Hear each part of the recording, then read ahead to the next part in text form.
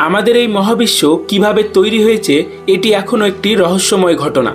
আর এই রহস্যময় ঘটনার দুটি গুরুত্বপূর্ণ সৃষ্টি হলো মহাকাশ ও সময়। কিন্তু এই মহাকাশ ও সময় যে আসলে কি তার উত্তর আমাদের এই বিজ্ঞান সঠিকভাবে আজও বলতে পারেনি। তাই এই দুটি বিষয় নিয়ে গোটা বিশ্বের সমস্ত দেশের অনেক বিজ্ঞানী এখনও গবেষণা করে চলেছেন।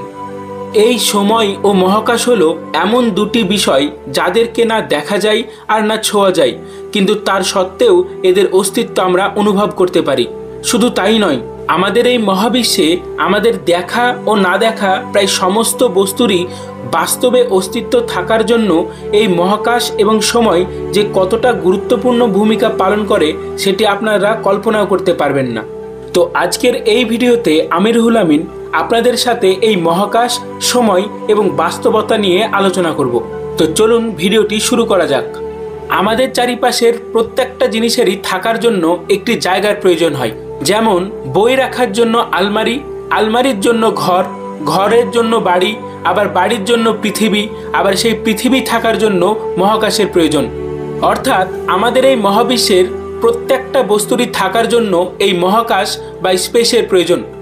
এই স্পেস বা মহাকাশ যদি না থাকতো তাহলে আমাদের কোনো কিছুরই বাস্তবে অস্তিত্ব থাকতো না। কোনো কিছুর এই বাস্তবে অস্তিত্ব থাকার ক্ষেত্রে এই মহাকাশ বা স্পেস যতটা গুরুত্বপূর্ণ ভূমিকা পালন করে, ঠিক ততটাই সময়ও ভূমিকা পালন করে। তার কারণ হলো, একবার কল্পনা করে দেখুন যে সমস্ত বস্তুর থাকার জন্য এই স্পেস বা মহাকাশ আছে কিন্তু সময় নেই, তাহলে কি এই সমস্ত কিছুর অস্তিত্ব এই বাস্তবে কল্পনা করা যায়? এই উদাহরণ থেকে বোঝা যায় যে আমাদের এই বাস্তবতা স্পেস এবং টাইম উভয়কে নিয়েই গঠিত। আর এই স্পেস টাইমের মধ্যে অবস্থিত প্রত্যেকটা বস্তুরই বাস্তবে অস্তিত্ব লক্ষ্য করা যায়।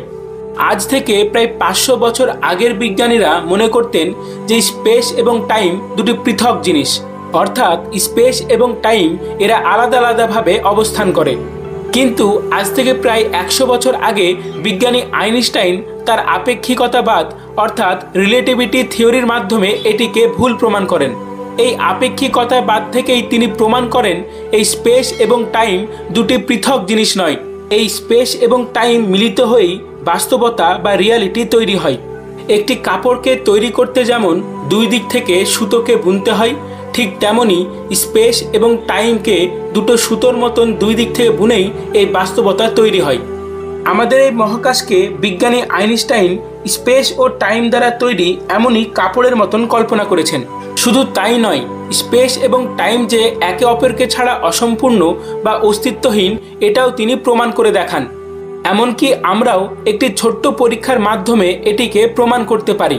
মনে করুন আপনি দীর্ঘদিন ধরে সোশ্যাল মিডিয়ায় অন্য কোনো দেশের একজনের সাথে কথা বলেন, যাকে আপনি স্বচক্ষে কোনো দিন দেখেননি। হঠাৎ করেই সে একদিন আপনার সাথে দেখা করতে চাইল এবং সে আপনাকে বলল যে সে আগামী জুন মাসের 12 তারিখ বিকেল 4টের সময় আপনার সাথে দেখা করবে, কিন্তু জায়গা বা স্থানের নাম সে আপনাকে বলল না। তাহলে কি আপনি তার সাথে দেখা করতে পারবেন? আবার মনে করুন সে পরের বার আপনাকে কলকাতায় ভিক্টোরিয়ায় দেখা করার কথা বলল, কিন্তু আপনাকে দিন, সময় এইসব ব্যাপারে কোনো কিছুই বলল না। সেই ক্ষেত্রেও কি আপনি তার সাথে সাক্ষাৎ করতে পারবেন? উভয় ক্ষেত্রেই উত্তর হবে না, কারণ প্রথমে সে আপনাকে সময় বলেছিল কিন্তু দেখা করার স্থানের কথা জানায়নি। আবার পরের বার সে আপনাকে স্থানের কথা জানিয়েছিল কিন্তু দিন বা সময়ের কথা জানায়নি। তাই এই দুই ক্ষেত্রেই আপনাদের দেখা করা সম্ভব হবে না। কিন্তু প্রথমেই সে যদি আপনাকে দিন ও সময়ের সাথে সাথে জায়গার কথাও বলতো, তাহলে কিন্তু আপনারা সেই নির্দিষ্ট সময়ে নির্দিষ্ট স্থানে গিয়ে সাক্ষাৎ করতে পারতেন। আর এই ঘটনা বা উদাহরণ থেকেই বোঝা যায় যে আমাদের এই মহাবিশ্বে যে কোনো ঘটনা ঘটতে নির্দিষ্ট সময় এবং স্থানের প্রয়োজন হয়। এই দুটির জিনিসের একটিও যদি অনুপস্থিত থাকে তাহলে এই মহাবিশ্বের কোনো ঘটনাই বাস্তবে অস্তিত্ব লাভ করতে পারে না। তো আশা করি এই উদাহরণ থেকে আপনারা স্পেস এবং টাইমের পারস্পরিক নির্ভরতা বুঝতে পেরেছেন। আমরা সাধারণ মানুষেরা পৃথিবীতে ঘটে যাওয়া প্রত্যেকটা ঘটনা একটি সিনেমার মতন চলতে দেখি, কিন্তু বিভিন্ন বিজ্ঞানীরা তারা এই দৃষ্টিভঙ্গিতে এই ঘটনাগুলিকে দেখে না। উদাহরণস্বরূপ মনে করুন আপনি যদি একটি রবারের বলকে মাটিতে ফেলে দেন তো আপনারা দেখবেন যে বলটি মাটিতে ড্রাইভ খেতে খেতে একটি সময় পর স্থির হয়ে যাচ্ছে। কিন্তু বিজ্ঞানীরা এই ঘটনাটিকেই একটু ভিন্নভাবে উপলব্ধি করেন। যেমন তারা দেখেন আপনি হাত থেকে বল ফেলার পর 1 সেকেন্ডে একবার ড্রাইভ খায় এবং কিছুটা শক্তি ক্ষয় করে, পরের সেকেন্ডে 2 বার ড্রাইভ খায় এবং আরও কিছুটা শক্তি ক্ষয় করে, এবং তার পরের সেকেন্ডে 3 বার ড্রাইভ খায়। এইভাবে সময় বাড়ার সাথে সাথে সেটি আরও বেশি ড্রাইভ খায় ও শক্তি ক্ষয় করতে করতে একসময় স্থির হয়ে যায়। এই বলের ড্রাইভ খাওয়া ও শক্তির হ্রাস পাওয়াটিকে যদি একটি গ্রাফের মাধ্যমে দেখানো যায় তবে বিষয়টি এমন দেখায়, যেখানে বলটির ড্রাইভ খেয়ে শক্তি হ্রাস পাওয়াটিকে অর্থাৎ শক্তির পরিবর্তন হওয়াটাকে বিজ্ঞানীরা টাইম বলে মনে করেন। এই শক্তির পরিবর্তন যত বেশি হয় ততই বলের ড্রাইভ খাওয়ার পরিমাণও বাড়তে থাকে এবং এটিকেই একটির পর একটি ঘটনা চলমান বলে আমাদের মনে হয়, আর এটি সময়ের সামনের দিকে চলমান হওয়াকে প্রদর্শন করে। এই গ্রাফ তৈরি করার একটি সুবিধা হলো আপনি যদি এর ভবিষ্যৎ সম্পর্কে জানতে চান তবে এই গ্রাফটিকে আরও বৃদ্ধি করুন, যেখানে ওই বৃদ্ধিপ্রাপ্ত অংশটি আরও বেশি শক্তির পরিবর্তনকে প্রকাশ করবে, ফলে বলের ড্রাইভ খাওয়ার সংখ্যাটাও বৃদ্ধি পাবে। এই গ্রাফটির আকৃতি শঙ্কু বা কোণের মতন হয়, যেটিকে বিজ্ঞানের ভাষায় টাইম কোণ বলা হয়। আর এই গ্রাফটির আরেকটি মজার বিষয় হলো যে এই গ্রাফটি যদি আপনি উল্টো করে দেখেন তবে এই পর্যায়ক্রমে ভবিষ্যতের দিকে ঘটে যাওয়া ঘটনাগুলি ভবিষ্যৎ থেকে অতীতে যাওয়াকে প্রকাশ করবে। অর্থাৎ এই ঘটনা থেকে বোঝা যায় যে আমরা যদি শক্তির পরিবর্তনটাকে উল্টো করতে পারি তাহলেই বর্তমান থেকে আমরা অতীতে যেতে পারবো। এটি ছাড়াও এই ড্রাইভ খাওয়া বলটির গ্রাফটিকে দেখে আপনারা বুঝতে পারবেন যে কোনো একটি ঘটনার অতীত, বর্তমান ও ভবিষ্যৎ পরপর সাজানো অবস্থাতেই থাকে। শুধু তাই নয়, এই সমস্ত ঘটনাগুলি একসাথে এক্সিস্ট করে, আর আমরা এই ঘটনার মাঝেই যাত্রা করতে থাকা আলাদা আলাদা ব্যক্তিস্বরূপ। যখন যে ঘটনার সামনে আমরা পড়ি তখন সেটিকেই আমরা বর্তমান মনে করি এবং পরেরগুলোকে ভবিষ্যৎ এবং আগেরগুলোকে অতীত বলে ভাবি। আর ঠিক এইভাবেই বিজ্ঞানী আইনস্টাইন অতীত, বর্তমান ও ভবিষ্যৎকে কল্পনা করেছিলেন। বিজ্ঞানী আইনস্টাইনের মতে সময় হলো একটি ভ্রম বা ইলিউশন। সময় বলে কোনো কিছুই নেই। আমাদের অতীত, বর্তমান ও ভবিষ্যৎ একসাথেই পরপর স্পেস টাইমের মধ্যে সাজানো অবস্থায় আছে এবং এরা একই সাথে এক্সিস্ট করে। যে ঘটনার কাছে আমরা এসে উপস্থিত হই সেটাই আমাদের বর্তমান সময় হিসাবে প্রকাশ পায়। এখন আপনাদের মনে হতে পারে যে আমাদের অতীত, বর্তমান ও ভবিষ্যৎ যদি সব একই সাথে উপস্থিত ও সাজানো থাকে তবে আমরা কেন সব ঘটনাগুলিকে চলমান অবস্থায় দেখি? কেনই বা আমরা যখন যে ঘটনা ইচ্ছা সেটার কাছে যেতে পারি না? তো এটার উত্তর আপনি একটি ভিডিও চলার কার্যপদ্ধতি থেকে পেয়ে যাবেন।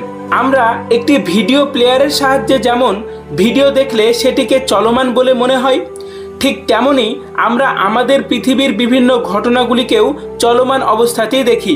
যে কোনো ভিডিওকে আমরা চলমান বলে মনে করলেও আসলে কিন্তু সেগুলি অসংখ্য ছবি পরপর সাজানো একটি সমন্বয়, যেখানে প্রথমের, মাঝের ও শেষের ঘটনা একই সাথে ডিভিডির মধ্যে অসংখ্য ছবি আকারে উপস্থিত থাকে। কিন্তু ভিডিও প্লেয়ারের লেন্স যখন ওই ডিভিডিতে থাকা যে কোনো একটি ঘটনার সামনে উপস্থিত হয় সেটাকেই আমরা ডিসপ্লেতে দেখতে পাই, যেটাকে বর্তমান বলে মনে করি। এই ঘটনাটিকে একটি ফ্লিপ বুকের সাহায্যে আরও ভালোভাবে বুঝতে পারবেন। একটি ফ্লিপ বুকে মূলত অসংখ্য ছবি পরপর সাজানো অবস্থায় থাকে এবং বাইরে থেকে এটিকে দেখে একটি ছবির বই বলে মনে হয়। কিন্তু যখন এই ছবিগুলি খুব দ্রুত আমাদের চোখের সামনে আনা হয় তখন এই ছবিগুলিকেই একটি ভিডিওর মতন আমরা চলতে দেখি। আর এর পিছনে কারণ আমাদের এগুলিকে দেখার দৃষ্টিভঙ্গি। ওই ডিভিডি এবং ফ্লিপ বুকের ক্ষেত্রে শুধুমাত্র এবার দেখার ধরন পাল্টানো হয়েছে, আর সেই জন্যই ওই স্থির ছবিগুলি আমাদের কাছে চলমান ভিডিওর মতন প্রকাশ পাচ্ছে। আর এটির জন্য দায়ী হলো আমাদের ব্রেন। আমাদের ব্রেনের কাছে অতীত, বর্তমান ও ভবিষ্যতের মধ্যে বর্তমানটা একটি খুবই ক্ষুদ্র সময়ের পরিসরকে প্রকাশ করে, যেখানে অতীত ও ভবিষ্যৎ একটি বৃহৎ সময়ের পরিসরকে প্রকাশ করে। এই বর্তমান যে কতটা ক্ষুদ্র সময় সেটি বোঝার জন্য শুধু একটু আমার কথা বলাটাকে খেয়াল করুন। আমি একটি কথা বলতে না বলতেই দেখুন সেটি আপনাদের কাছে অতীতে পরিণত হচ্ছে, যেখানে আপনারা চাইলেও এই অতি ক্ষুদ্র সময়টাকে বড় করে বর্তমান রূপে দেখতে পাবেন না। অর্থাৎ আমার এই অনেক কথা বলাকে একই সাথে বর্তমান রূপে দেখতে পাবেন না। আর ঠিক এই ঘটনাটি ফ্লিপ বুক বা ডিভিডি প্লেয়ারের মধ্যে থাকা বিভিন্ন ছবির ক্ষেত্রে ঘটে।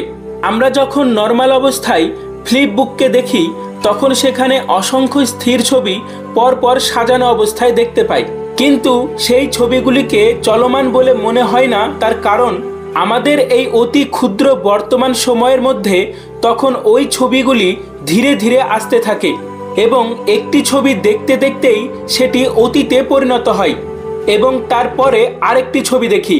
কিন্তু যখন ওই ফ্লিপ বুককে খুব দ্রুত উল্টানো হয় তখন আমাদের ওই অতি ক্ষুদ্র বর্তমান সময়ের মধ্যেই অসংখ্য ছবি একসাথে আসতে থাকে, যেটিকে ব্রেন একটি ঘটনার প্রবাহমানতা আকারে উপলব্ধি করে। আর ঠিক আমাদের এই অতীত, বর্তমান ও ভবিষ্যৎ চলমান মনে হওয়ার ক্ষেত্রেও এটি প্রযোজ্য। একটি ডিভিডি প্লেয়ারে চলতে থাকা কোনো একটি ভিডিওর ক্ষেত্রে যেমন আমরা চাইলে ডিভিডি প্লেয়ার যন্ত্রের মাধ্যমে চলতে থাকা ভিডিওটির আগে ও পরে ভিডিও জোড়ে দিয়ে দেখতে পারি, হয়তো মানুষও তার এই অতীত ও ভবিষ্যৎও সেইভাবেই যখন ইচ্ছা যেতে পারবে। আর তার জন্য দরকার আমাদের এই ডিভিডি প্লেয়ারের মতন একটি যন্ত্র, যেটি আমাদের এই স্পেস টাইমকে ওই ডিভিডি প্লেয়ারের মতন কন্ট্রোল করতে পারবে। আর তখন হয়তো সেই যন্ত্রটিকেই আমরা টাইম মেশিন বলে থাকব। কিন্তু আজকের দিন পর্যন্ত এটি এখনও প্রযোজ্য নয়, কারণ আমাদের বৈজ্ঞানিক টেকনোলজি এখনও অতটা উন্নত হয়নি। কিন্তু ভবিষ্যতে হয়তো আমরা এই অসম্ভবটাকে সম্ভব করতে পারবো, আর সেই দিনই হয়তো বিজ্ঞান তার পরিপূর্ণতা পাবে। আজকের এই ভিডিওতে আমি আপনাদের কাছে এই সময়টিকে এনার্জির পরিবর্তন আকারে প্রকাশ করেছি, আর এটির পিছনেও একটি বৈজ্ঞানিক কারণ আছে। তো সেটি জানতে চাইলে আমাকে কমেন্ট করে জানান, আমি তাহলে নেক্সট ভিডিওতে সেটি নিয়ে আলোচনা করব। আজকের এই ভিডিওতে আমি স্পেস টাইমের মাধ্যমে রিয়ালিটি বা বাস্তবতাটাকে তুলে ধরেছি, আর এর পরের ভিডিওতে আমি আইনস্টাইনের গ্র্যাভিটির ব্যাখ্যা এই স্পেস টাইমের মাধ্যমে ব্যাখ্যা করব। তো দেখা হবে আবারও নেক্সট ভিডিওতে। ততদিন ভালো থাকবেন, সুস্থ থাকবেন।